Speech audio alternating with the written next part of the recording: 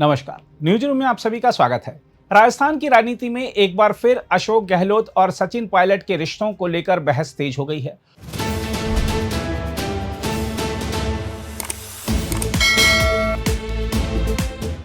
पूर्व मुख्यमंत्री अशोक गहलोत ने अपने ताजा बयान के जरिए जिस तरह साल 2022 के राजनीतिक संकट, मानेसर प्रकरण और कांग्रेस अध्यक्ष चुनाव का मुद्दा उठाया है, उसने साफ संकेत दे दिया है कि राजस्थान कांग्रेस की अंदरूनी खींचतान अभी खत्म नहीं हुई है। हम आपको बता दें कि अशोक गहलोत ने न केवल अपने ऊपर लगे आरोपों का जवाब दिया है, बल्कि यह भी जताया है कि राजस्थान की राजनीति में उनकी भूमिका और प्रभाव को नजरअंदाज करना आसान नहीं है। गहलोत ने कहा कि यदि सोनिया गांधी और कांग्रेस नेतृत्व उन्हें कांग्रेस अध्यक्ष बनाना चाहता तो वह कभी इनकार नहीं करते। उन्होंने यह भी कहा कि परिस्थितियां इस तरह बनाई गईं कि लोगों के बीच यह धारणा बन गई कि वह मुख्यमंत्री पद छोड़ना नहीं चाहते थे। अशोक गहलोत ने कहा कि उस समय जो कुछ हुआ वह हाईकमान के खिलाफ विद्रोह नहीं था, बल्कि विधायकों की भावनाओं का विस्फोट था, जो सचिन पायलट को मुख्यमंत्री बनाए जाने की संभावना से असहज थे। हम आपको याद दिला दें कि सितंबर 2022 का संकट कांग्रेस के लिए बड़ा मोड़ साबित हुआ था। उस समय लगभग यह तय माना जा रहा था कि अशोक गहलोत दिल्ली जाकर कांग्रेस अध्यक्ष पद की कमान संभालेंगे और राजस्थान में नेतृत्व परिवर्तन होगा। सचिन पायलट को मुख्यमंत्री बनाए जाने की चर्चा भी तेज थी, लेकिन अचानक अशोक गहलोत समर्थक विधायकों ने इस्तीफे की पेशकश कर दी और कांग्रेस पर्यवेक्षकों की मौजूदगी में विधायक दल की बैठक तक नहीं हो सकी। इसके बाद कांग्रेस नेतृत्व की पूरी योजना बदल गई और अंततः मल्लिकार्जुन खड़गे कांग्रेस अध्यक्ष बने थे। अब जब गहलोत इस पूरे घटनाक्रम को फिर से सामने ला रहे हैं तो इसके पीछे केवल आत्मरक्षा नहीं, बल्कि गहरा राजनीतिक संदेश भी दिखाई देता है। खासकर ऐसे समय में जब कांग्रेस संगठन में मल्लिकार्जुन खड़गे का प्रभाव लगातार मजबूत हो रहा है और राहुल गांधी भी पहले की तुलना में अधिक सक्रिय दिखाई दे रहे हैं। पार्टी के भीतर यह चर्चा भी तेज है कि सचिन पायलट को राजस्थान में बड़ी जिम्मेदारी दी जा सकती है। यहां तक कि प्रदेश कांग्रेस अध्यक्ष पद के लिए भी उनका नाम लिया जा रहा है। यही वजह है कि राजनीतिक विश्लेषक अशोक गहलोत के बयानों को उनकी राजनीतिक शक्ति प्रदर्शन की कोशिश के रूप में देख रहे हैं। गहलोत यह याद दिलाना चाहते हैं कि राजस्थान कांग्रेस में आज भी बड़ी संख्या में विधायक और कार्यकर्ता उनके साथ खड़े हैं। वह कांग्रेस नेतृत्व को यह संकेत देना चाहते हैं कि राज्य की राजनीति को केवल दिल्ली से तय नहीं किया जा सकता। राजस्थान की राजनीति में जादूगर के नाम से मशहूर गहलोत ने अपने बयान में यह भी कहा कि सचिन पायलट को मनमोहन सरकार में केंद्रीय मंत्री बनाने में उनकी महत्वपूर्ण भूमिका रही थी। उन्होंने दुख जताया कि पायलट ने कभी सार्वजनिक रूप से इसका उल्लेख नहीं किया।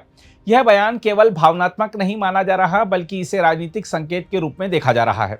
दरअसल गहलोत एक तरफ यह दिखाना चाहते हैं कि उन्होंने हमेशा पायलट को आगे बढ़ाने का प्रयास किया, दूसरी तरफ वह यह संदेश भी दे रहे हैं कि राजनीतिक रिश्तों में विश्वास और स्वीकार्यता की कमी रही। दिलचस्प बात यह है कि अशोक गहलोत ने पायलट के प्रति नरम भाषा भी अपनाई। उन्होंने कहा कि वह पायलट को बचपन से जानते हैं और आज भी उनके साथ हंसते बोलते हैं।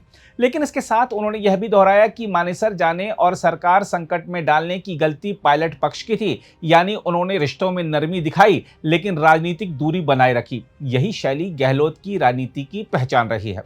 इस पूरे घटनाक्रम का एक बड़ा पहलू मल्लिकार्जुन खड़गे से भी जुड़ता है। कांग्रेस अध्यक्ष बनने के बाद खड़गे ने संगठन पर अपनी पकड़ मजबूत की है। ऐसे में यह माना जा रहा है कि राजस्थान में भी संगठनात्मक बदलावों को लेकर उनकी राय निर्णायक हो सकती है। गहलोत शायद यह महसूस कर रहे हैं कि पार्टी में नई शक्ति संरचना बन रही है, जिसमें सचिन पायलट का कद बढ़ सकता है। इसलिए वह समय रहते यह जताना चाहते हैं कि राजस्थान की राजनीति में उनकी अनदेखी आसान नहीं होगी। देखा जाए तो आने वाले समय में इसका असर राजस्थान की राजनीति पर साफ दिखाई दे सकता है। यदि कांग्रेस नेतृत्व सचिन पायलट को संगठन या चुनावी रणनीति में बड़ी भूमिका देता है तो गहलोत खेमे और पायलट खेमे के बीच संतुलन साधना पार्टी के लिए चुनौती बन सकता है। दूसरी ओर यदि नेतृत्व गहलोत की राजनीतिक ताकत को ध्यान में रखकर फैसले लेता है तो पायलट समर्थकों में असंतोष बढ़ सकता है। देखा जाए तो राजस्थान कांग्रेस की यह लड़ाई केवल दो नेताओं की व्यक्तिगत प्रतिद्वंदिता नहीं है। यह अनुभव बनाम युवा नेतृत्व, संगठनात्मक पकड़ बनाम जनाधार और पुरानी बनाम नई राजनीति की लड़ाई भी है। गहलोत अपने अनुभव, विधायकों पर पकड़ और संगठनात्मक कौशल के सहारे अभी भी खुद को सबसे प्रभावशाली नेता साबित करना चाहते हैं, जबकि सचिन पायलट भविष्य के नेतृत्व के प्रतीक के रूप में उभर रहे हैं। कुल मिलाकर देखें तो अशोक गहलोत के बयान यह संकेत देते हैं कि राजस्थान कांग्रेस में अंदरूनी संघर्ष अभी समाप्त नहीं हुआ है। यह बयान कांग्रेस हाईकमान के लिए संदेश भी है, पायलट खेमे के लिए चेतावनी भी और अपने समर्थकों के लिए भरोसे का संकेत भी।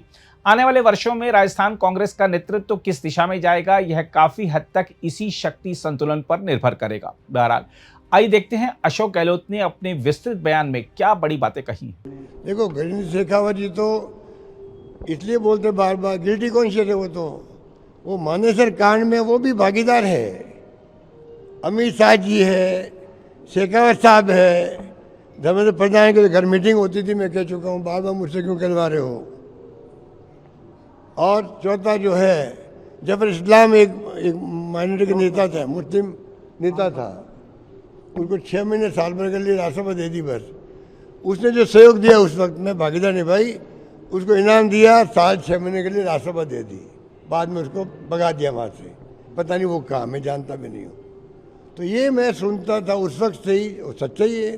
तो शेखावत साहब तो बार बार बोलते हैं इस प्रकार से, क्योंकि वो तो अपना जो वॉइस टेस्ट देना था उनको एसीबी के अंदर, आज तक नहीं दिया वो वॉइस जो उनकी है टैब के अंदर, बल्कि खिलाफ केस कर दिया हमारे वहाँ दिल्ली के अंदर। आप बताइए, तो गजेंद्र शेखावत तो घबराया हुआ आदमी है, पता नहीं वो कब तक मंत्री रहेगा उसको नहीं मालूम है। उनको चाहिए अपना मंत्री पद बचाए, वो ऐसा नहीं छुट्टी हो जाए वहाँ पर। उसके जो कारनामे थे वो क्या संजीवनी के, वो आज कोई हाईकोर्ट रिलीफ नहीं मिली उसको। हाईकोर्ट ने तो कहा भाई जब पुलिस बदल गई, सरकार बदल गई, एसओजी ने रिपोर्ट नहीं दे दी है, केस बनता ही नहीं है।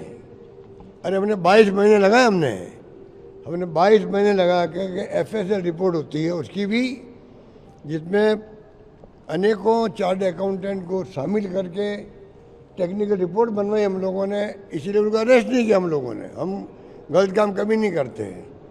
वो डर के मारे चले गए हाईकोर्ट के अंदर। हाईकोर्ट में नई सरकार बदलते कह दिया केस बनता ही नहीं है, तो हाईकोर्ट क्या भाई जज के मैं क्या करूं? आपकी पुलिस और एसओजी कह रही केस बनता नहीं तो ठीक है, इनको छोड़ो। पर साथ में जब कभी एसओजी चाहे, पुलिस चाहे, तो वापिस केस को दर्ज करके लोअर कोर्ट से बात करके परमिशन लेके केस चला सकती है। उनको 4G2 के अंदर 482 वो गए थे अपने केस को क्वैश करने के लिए, क्वैश नहीं किया उनका केस को, वो जनता गुमराह करेंगे, मैं बिल्कुल पाक साहब निकल गया हूँ। हाई कोर्ट ने 482 की धारा के अंतर्गत अपने एफआईआर को पेश करने गए थे, रद्द करने गए थे। हाई कोर्ट ने मना कर दिया रद्द करने से। इतनी रिलीफ दी है कि पुलिस खुद ही कह रही है मुलजिम नहीं है, तो मैं हम लोग क्या कर सकते हैं। और हाई कोर्ट ने फैसला ठीक किया। हम कोई के पीछे नहीं पड़े हुए हैं, हम कोई भड़का नहीं लोगों तुम जाओ सुप्रीम कोर्ट जाओ, उसका वो फ़ायदा उठा रहे हैं। हमारे नेचर में नहीं है ये। हमारे जगह वो होते ऐसा तमाशा करते, पता नहीं क्या क्या करते, सुप्रीम कोर्ट जाओ, पता नहीं क्या डबल बेंच में जाओ। हम कुछ नहीं कर रहे हैं। हम देखते जनता बेहद दुखी है, उनमें से लोग आगे आए तो ज़्यादा बेटर रहेगा, वरना फिर कहेंगे राजनीति कर रहे हैं। हम राजनीति नहीं करना चाहते। हम तो उनको कहते हैं हमसे बात करो, हम दोनों मिलकर के, अगर आप में ईमानदारी है, आप बिल्कुल पाक साफ हो, कोई बेईमानी आपने नहीं करी है, हालांकि सब 6 पेमेंट है उनका खुद के लेने के देने के, फिर भी अगर मान लो वो कोई बात अपनी करना चाहते हैं तो कहो, हम दोनों मिल कर के। मैं अपनी सेवा देने को तैयार हूँ, क्योंकि इतने गरीब लोग हैं, अधिकांश राजपूत लोग भी हैं, इनको परवाह नहीं है। 1 करोड़ किसे कहते हैं? 50 लाख 25 लाख तो मामूली बात है, डूब गए लोग पैसा। अब बेचारे थक गए, वो लोग थक गए, बैठे घरों में बैठे हैं। इनको चाहिए, अगर इनमें ईमानदारी है, नैतिकता है, केंद्रीय मंत्री बहुत बड़ी पोस्ट होती है, आप वहाँ पे विराजमान हो, कृपा करके आप आगे आओ, मुझसे बात नहीं करो तो और किसी से बात करो। हम सब मिलकर कैसे उनको रिलीफ दिलाएं, उसमें केंद्र के पास जाए, प्रधानमंत्री से मिले, अमित शाह जी कोऑपरेटिव मिनिस्टर भी हैं, उनसे मिले हम लोग, और बेचारे गरीबों को कम से कम उनका मूल तो मिल जाए, ब्याज आए भाड़ के अंदर। वो कह रहे हैं मूल दिलवा दीजिए, उस पर सहयोग क्यों नहीं करें लोग? बार बार मानेसर को लेकर के ये तंज कसते हैं हमारे पर, ये हमारे घर का मामला है, वो हम नहीं पढ़ते रहेंगे आपस के अंदर। चाहे पायलट साहब हो, चाहे दोतासा जी हो, चाहे वो जूली साहब हो, चाहे सीपी जोशी साहब हो, चाहे भवन चेतन सिंह जी हो, जो भी नेता हमारे हैं, नेता क्या ही हमारे तो पूर्व पीसी अध्यक्ष हमारे चंद्रमान जी भी हैं, डॉक्टर बी डी कल्ला जी भी हैं, जितने नेता हम हैं आपस में हम बात कर लेंगे और कोई गलतफहमी दूर कर लेंगे। सच्चाई का विकल्प होता नहीं है। सच्चाई मैंने अपनी रख दी है सामने और आगे भी रख देंगे साथ में। और बार बार कहते हैं कि 25 सितंबर को क्या हुआ, हाई कमांड के खिलाफ में रिवोल्ट कभी नहीं कर सकती। राजस्थानी कांग्रेस जो है, इतिहास गवाह है कि इंदिरा गांधी की कांग्रेस बनी थी 1 जनवरी 1978 को। तब भी जो है इंदिरा जी सबसे पहले 1 जनवरी 78 को बनी और 15 दिन बाद में सबसे पहले जयपुर आई थी वो। हम लोग मौजूद थे, जेल गए हुए थे हम लोग सब, जेल यात्री थे हम लोग सब, इंदिरा जी के जेल गए थे। इतना विश्वास इंदिरा जी ने राजस्थान में किया, सोनिया गांधी ने विश्वास किया, राहुल गांधी विश्वास कर रहे हैं। भी देखा आपने पुष्कर में क्या किया उन्होंने। सब विश्वास राजस्थान की कांग्रेस पर हाई कमांड का पहले था, आज भी है। 25 सितंबर की घटना जो हुई है वो उस व्यक्ति के खिलाफ भी हुई थी जिसका नाम चल गया था कि ये मुख्यमंत्री शपथ ले सकते हैं, पायलट साहब। इनके खुद के लोगों ने चला दिया। ऐसा माहौल बन गया कि 100 लोग इकट्ठे हो गए कि भाई अगर नया मुख्यमंत्री बने, अशोक गहलोत जा रहा अध्यक्ष बनने के लिए, नया मुख्यमंत्री बने, वो हम जो ने लॉयल्टी दिखाई हाईकमान के साथ में, हम होटलों में बंद रहे हैं, लॉयल्टी दिखाई हाईकमान साथ रहे, हम लोग सरकार बचाई। हम मेरे किसी को भी, हम में 100 लोगों में से किसी को मुख्यमंत्री पद दे दीजिए, बना दीजिए, हमें मंजूर है। पर पायलट साहब मंजूर नहीं होंगे क्योंकि वो तो ले जाने वालों में थे मानेसर। ये उनकी मांग थी, उसको तोड़ मोड़ कर हाईकमान के खिलाफ में रिवोल्ट हो गया। अरे हाईकमान के खिलाफ रिवोल्ट होता तो मैं मुख्यमंत्री रह पाता के बाद में। अगर रिवोल्ट हम करते तो हाईकमान मुझे क्यों रखती मुख्यमंत्री? ये तो आरोप लगाने वाले समझना चाहिए। और लास्ट बात यह है, हिंदुस्तान के इतिहास के अंदर है, जब कभी भी हाईकमान ने तय किया कि मुख्यमंत्री बदलना चाहिए, बदलने का फैसला कर लेते हैं, 90% MLA जो होता है, जो मुख्यमंत्री साथ होते हैं, वो छोड़ के जाते हैं नए मुख्यमंत्री बनने वाले के पास में। नए मुख्यमंत्री पास जाते हैं कि भाई कल बनने वाला, शपथ लेगा 5 दिन बाद में, 2 दिन बाद में, और इन्हीं को जो है हमें मंत्री बनना है इनके साथ में। हमारे काम तो नए मुख्यमंत्री से बढ़ेंगे। तो पुराने मुख्यमंत्री अमरिंदर सिंह जी कैप्टन साहब हो, चाहे वो XYZ कोई हो, जो मुख्यमंत्री हटाने का फैसला हाईकमान ने किया है, 90% विधायक छोड़ के जाते हैं, उनके पास जाते। ये तो मैंने देखा है, कोई नहीं रुकता है। क्या कारण था उस दिन कि नए मुख्यमंत्री का नाम चल पड़ा, चला दिया, खुद नहीं चला दिया, उनके दोस्तों ने चला दिया। उसके बाद में उनके पास नहीं गए, उनके पास नहीं गए। क्यों नहीं गए भाई? वो तो शपथ लेने वाले से, मान लो, जाते उनके पास में। ये बात सचिन पायलट जी को भी समझनी चाहिए। अब वो थी, उनको भी करीब 15-20 साल हो गए राजनीति करते हुए, MP बने हुए, वो भी मतलब अनुभव प्राप्त कर चुके हैं। हम सब कोई उनके दुश्मन नहीं है कोई भी, हम तो स्नेह रखते हैं बचपन से ही। हम तो बचपन से ही इनके परिवार में आते जाते थे। जब MP गए तो वैभव हो चाहे ये हो, 2-3 साल के बच्चे की तरह थे ये, हम तो बच्चे की तरह मानते हैं आज भी उनको। अब उसके बाद में अगर वो राजनीति में पता नहीं कौन गाइड करा। एक तो जो मीडिया जो है वो सच्चाई पे उनका सपोर्ट करे, मुझे खुशी होगी। मुझे भी सपोर्ट किया, बचपन से मीडिया ने मेरे को सपोर्ट किया। मैं मीडिया फ्रेंडली कहलाता हूँ। मीडिया ने भी हमारे साथ चाय पी होगी तो पेमेंट खुद ने किया होगा, मीडिया वालों ने, ऐसे समय हमने रखे हैं। पर हमने कभी नहीं कहा कि तुम अनफ्रेंड ऐसी बातें करो जिससे मेरी खुद की इमेज पे लोग हंसे। कभी उसको बना देते, प्राइम मिनिस्टर बना देते उनको, पायलट साहब को, ये प्राइम मिनिस्टर के उम्मीदवार है। कभी कहते हैं कांग्रेस प्रेसिडेंट के उम्मीदवार है, कभी कहते हैं ये कांग्रेस वर्किंग प्रेसिडेंट बनने जा रहा है, कभी कहते हैं GSO बनने जा रहा है, और कभी कहते PCA अध्यक्ष बनने जा रहा है। तो क्यों पायलट साहब के पीछे पड़े हुए वालों, तुम लोग जितने मीडिया वाले हो, तुम लोग पीछे पड़े हुए।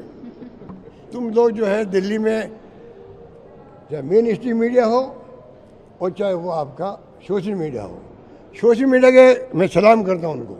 इस संकट की घड़ी में जो भूमिका सोशल मीडिया निभा रहा है, उनको मैं सलाम करता हूँ।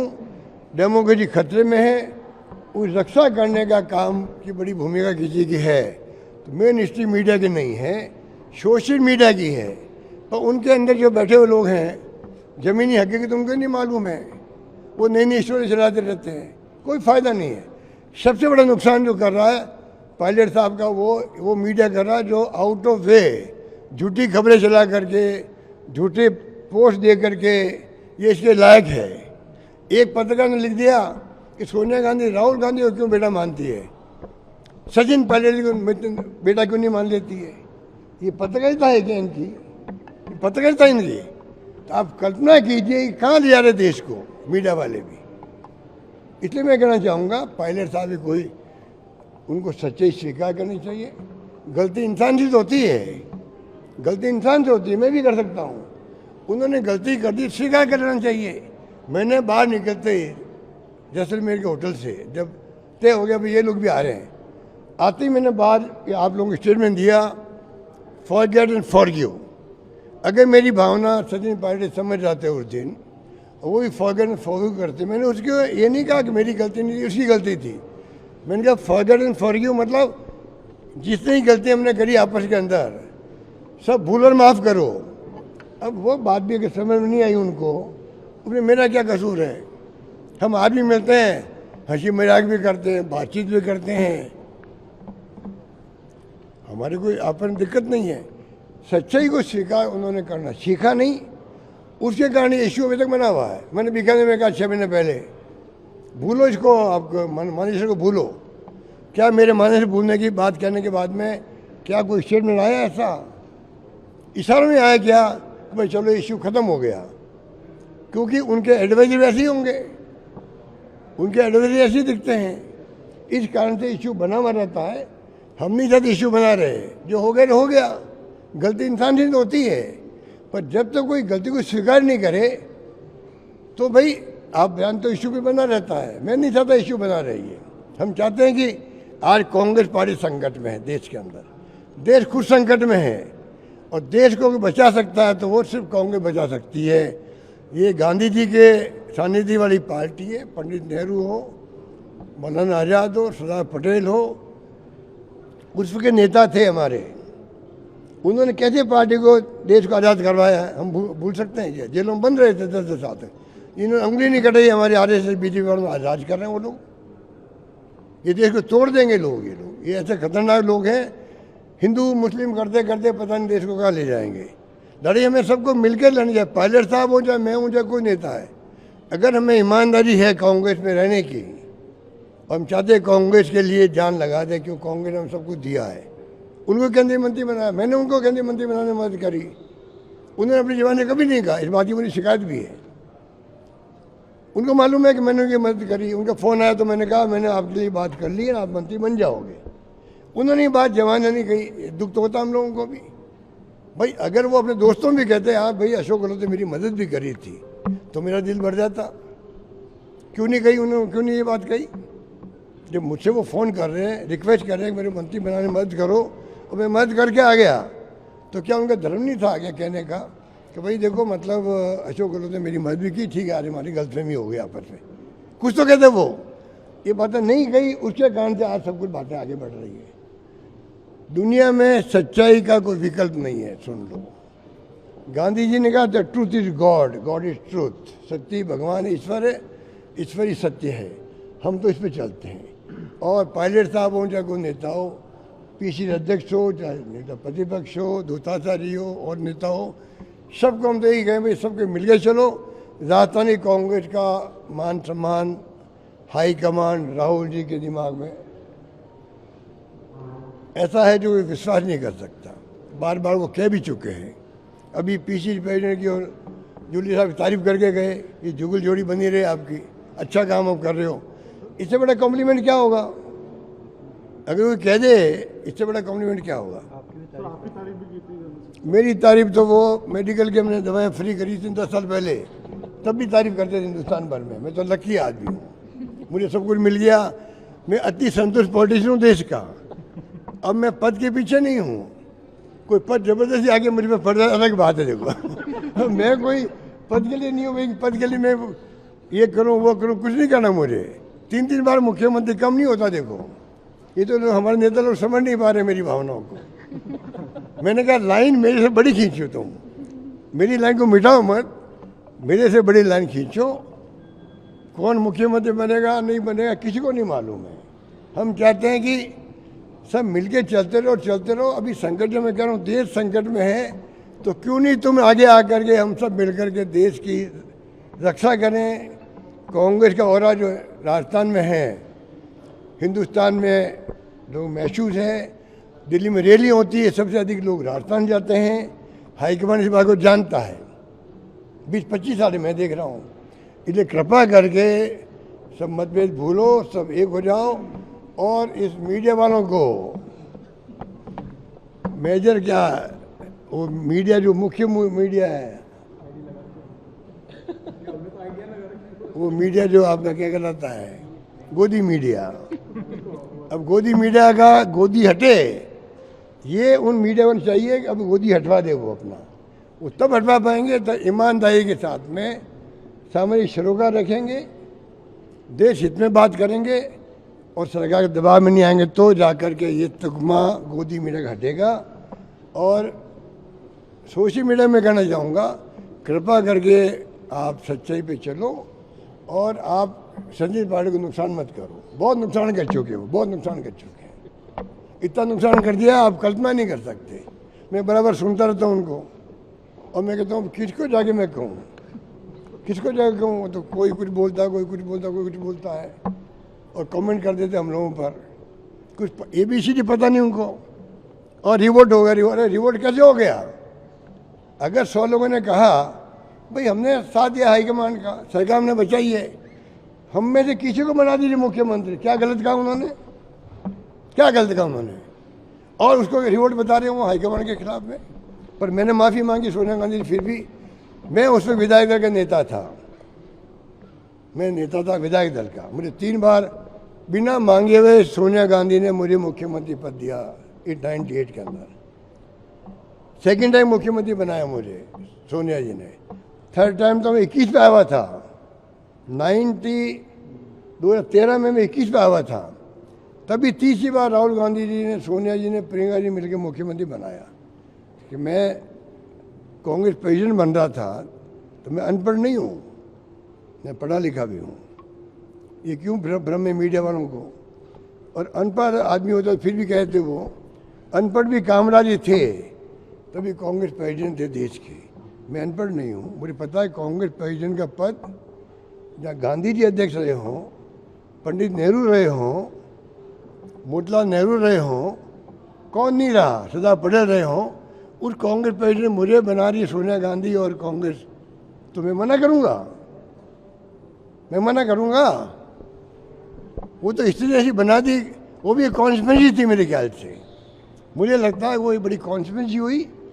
अचानक ये ऑब्जर्वर आ गए, अचानक ये तमाशा हो गया और बदनामियाँ हो गया। हिंदुस्तान में लोग समझते हैं अशोक गहलोत जो है उसको मुख्यमंत्री रहना था, कांग्रेस अध्यक्ष नहीं बनना था, इसलिए रिवोल्ट हुआ। मुझसे कितने नज़दीक आदमी भी देश में हैं, कितने नज़दीक मेरा खुद का मिलने वाला हो, उसके दिमाग में यही बात है कि भाई अशोक गहलोत को मुख्यमंत्री रहना था, इसलिए रिवोल्ट करवा दिया। अब मैं उनको कैसे समझाऊँ? अब आज मैं समझा रहा हूँ आपको। अब भी कुछ भला मेरा हो जाए तो आप लोग भला करना। जो मैं बता रहा हूँ आपको, पूरा मुल्क जानता है कि मुझे मुख्यमंत्री रहना था, मैंने रिवोल्ट करवा दिया। और वही मैं मीडिया की बात करूँगा, जिस मीडिया ने बातें फैलाई है, मैं चुप रहा। और चुप भी मैं इसलिए रहा, मुझे सोनिया जी को बताना था कि चाहे ये पायलट के खिलाफ रिवोल्ट था या क्या था, मुझे मतलब नहीं है। आज मैं आया हूँ सिर्फ इसलिए कि मैंने जो है, मैं नेता था विधायक दल का, ऑब्जर्वर आए थे AICC के। AICC ऑब्जर्वर के मायने होते हैं, चाहे वो खड़गे साहब थे चाहे माकन जी थे, और मैं प्रस्ताव पास नहीं करवा पाया। हालांकि मैंने रात को कहा था भाई आप अभी इस मीटिंग को बंद करते हैं, कल वापस मीटिंग बुला के अपन बात करेंगे। वो स्थिति बनी नहीं हमारी, इसलिए जो है वो नहीं हो पाया, प्रस्ताव पास नहीं हो पाया। मैंने जाके सॉरी फील किया मैडम के सामने कि भाई मैं विधायक दल का नेता था, मुझे सब कुछ पार्टी ने दिया है। उसके बाद में भी स्थिति बन गई तो मैं माफ़ी चाहता हूँ। अगर आप भी लेना चाहते हैं देश दुनिया की तमाम जानकारी तो आज ही सब्सक्राइब करें हमारे चैनल को। साथ ही नीचे दिए बेल आइकन को जरूर दबाएं ताकि हर अपडेट आप तक पहुंच सके।